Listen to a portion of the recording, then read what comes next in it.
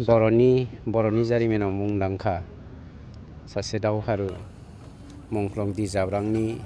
जोलुर बादायलायनायनि देग्लाय ब्रैथि बोसोर आरो बे ब्रैथि बोसोरनि ब्रैथि खेब बादायलायनायाव मानाव गेदेर चिफ प्रमद बर' बिथांनि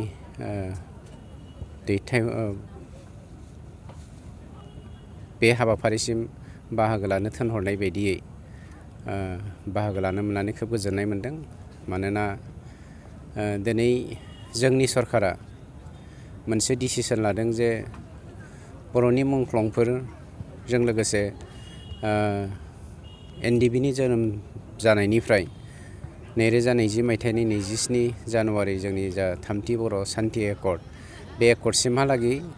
जोंनि जा लिरनांगौ जारिमिन बे जारिमिनखौ लिरनानै सेबखांनायनि थाखाय मोनसे कमिटि बावैसोनो बानायना होनाय जागोन आरो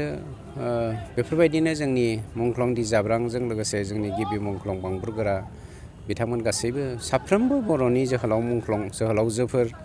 मुंख्लंफोरा बेवहाय हाबफागोन आरो जोंनि इयुन जोलैनो इयुन जेनेरेसननो बर' हारिया जे मोनसे दावहारु हारिमोन जाब्रां सोदोबा माब्रै जोनोम जानाय आरो बियो हारिनि गेजेराव माबायदि इम्पेक्ट गोग्लैयो बेफोरखौ लानानै जों मोनसे आबुं जारिमिन लिरनो थाखाय थियारि जादों